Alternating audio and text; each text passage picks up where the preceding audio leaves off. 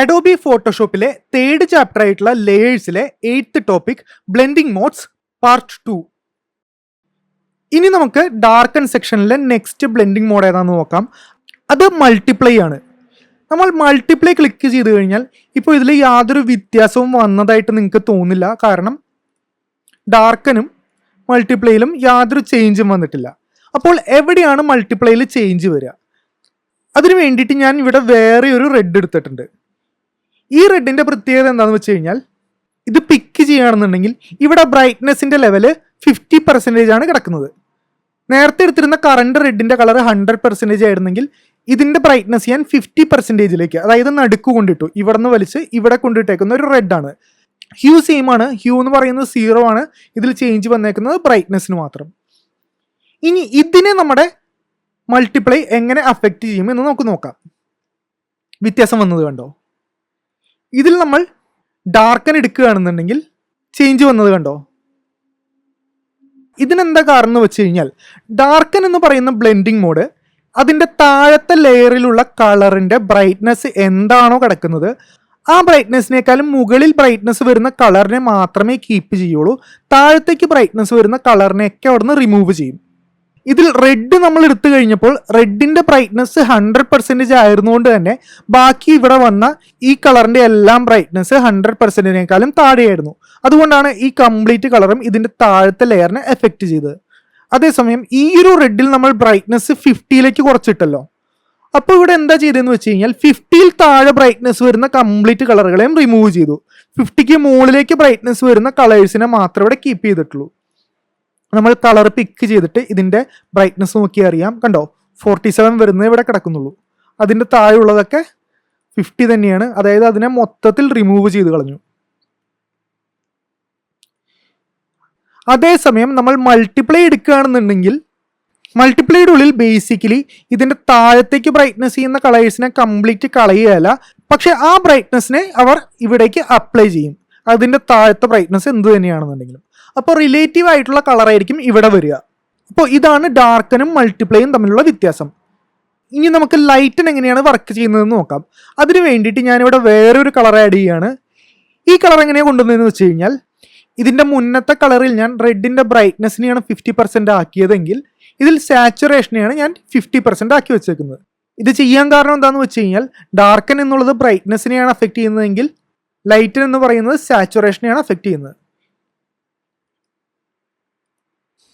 ഈ കളറിൻ്റെ മുകളിൽ ലൈറ്റൻ കൊണ്ടുവന്ന് നോക്കണ്ടോ?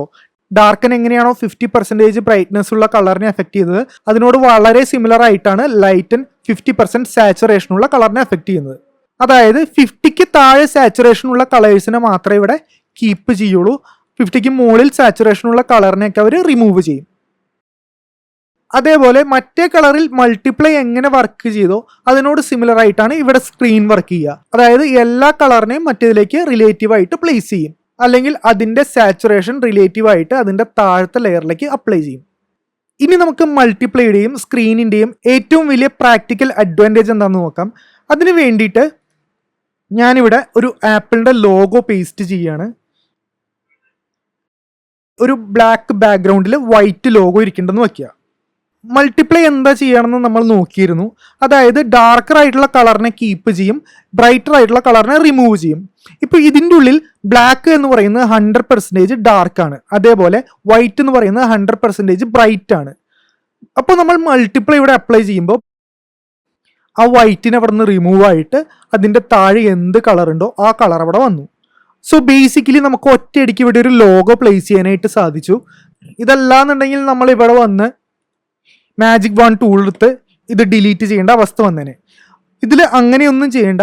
ജസ്റ്റ് നമ്മൾ ഇവിടെ വരിക, മൾട്ടിപ്ലൈ ക്ലിക്ക് ചെയ്യുക, ആ ലെയറിൽ എവിടെയൊക്കെ വൈറ്റ് ഉണ്ടോ ആ വൈറ്റിനെ റിമൂവ് ചെയ്തിട്ട് ബ്ലാക്ക് മാത്രമായിട്ട് അവിടെ ഇരിക്കും. അപ്പോൾ നമുക്ക് നമ്മുടെ ഇമേജിൽ ഒരു ലോഗോ ഒക്കെ അപ്ലൈ ചെയ്യാൻ വേണ്ടിയിട്ട് ഏറ്റവും ഈസിയസ്റ്റ് ആയിട്ടുള്ള വേ ഇതാണ്. ഇനി അതേസമയം എങ്ങനെ നമ്മൾ സ്ക്രീൻ ഉപയോഗിക്കുമെന്ന് നോക്കാം.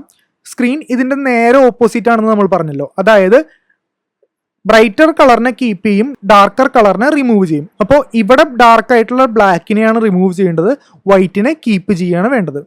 സോ നമുക്കിതിൻ്റെ സ്ക്രീൻ കൊടുക്കാം. കണ്ടോ, ഒറ്റയടിക്ക് ആ ബ്ലാക്ക് പോർഷൻ അവിടെ നിന്ന് പോയി വൈറ്റ് അവിടെ ഇരിക്കുന്നുണ്ട്. യഥാർത്ഥത്തിൽ അതവിടെ നിന്ന് കട്ടായി പോവുകയോ ഡിലീറ്റ് ആയി പോവുകയൊന്നും ചെയ്തിട്ടില്ല. നമ്മൾ തിരിച്ച് നോർമലിലേക്ക് വരികയാണെങ്കിൽ അത് അവിടെ തന്നെയുണ്ട്. പക്ഷെ അതേസമയം സ്ക്രീനിൽ ക്ലിക്ക് ചെയ്യുകയാണെന്നുണ്ടെങ്കിൽ ബ്ലാക്ക് നമുക്ക് കാണാനായിട്ട് സാധിക്കില്ല. ഈസിലി നമുക്കൊരു ലോഗോയെ ഇവിടെ പ്ലേസ് ചെയ്യാനായിട്ട് സാധിച്ചു. അതേപോലെ ഇവിടെ നമുക്ക് വൈറ്റിന് പകരം ബ്ലാക്കിലാണ് ലോഗോ വെക്കേണ്ടത് എന്ന് വെക്കുക. അതിനൊരു എളുപ്പ വഴിയുണ്ട്. നമ്മൾ കീബോർഡിൽ Ctrl+I അല്ലെങ്കിൽ മാക്കിലാണെങ്കിൽ Command+I ക്ലിക്ക് ചെയ്യുക. ഇപ്പോൾ ഇവിടെ എന്താ സംഭവിച്ചതെന്ന് പറഞ്ഞു കഴിഞ്ഞാൽ ആ ലെയറിൽ ഉണ്ടായിരുന്ന കണ്ടന്റിൽ വൈറ്റ് ആയിരുന്നതൊക്കെ ബ്ലാക്ക് ആയി മാറുകയും ബ്ലാക്ക് ആയിരുന്നത് വൈറ്റ് ആയി മാറുകയും ചെയ്തു. ഇതിനെ പറയുന്നതാണ് ഇൻവേഴ്സ് എന്നത്. നമ്മുടെ ഇമേജിൽ ഏതൊക്കെ കളർ ഉണ്ടായിരുന്നോ അതിന്റെ ഇൻവേഴ്സിനെ അവിടെ പ്ലേസ് ചെയ്യും. അപ്പോൾ നമുക്ക് ഇനി ഇവിടെ ഡാർക്കൻ ചെയ്യുകയാണെന്നുണ്ടെങ്കിൽ ആ വൈറ്റ് പോർഷൻ കംപ്ലീറ്റ് പോയി ലോഗോ നമുക്ക് ഈ റെഡിൻ്റെ ഉള്ളിൽ ബ്ലാക്കിൽ പ്ലേസ് ചെയ്തു. അതേസമയം സ്ക്രീൻ അല്ലെങ്കിൽ ലൈറ്റിനിലേക്കാണ് വരണമെന്നുണ്ടെങ്കിൽ ആ ബ്ലാക്ക് പോയിട്ട് വൈറ്റ് മാത്രമേ അവിടെ ഉള്ളൂ. അപ്പോൾ ഇതാണ് ഇതിൻ്റെ ഒരു പ്രാക്ടിക്കൽ ആയിട്ടുള്ള യൂസ്.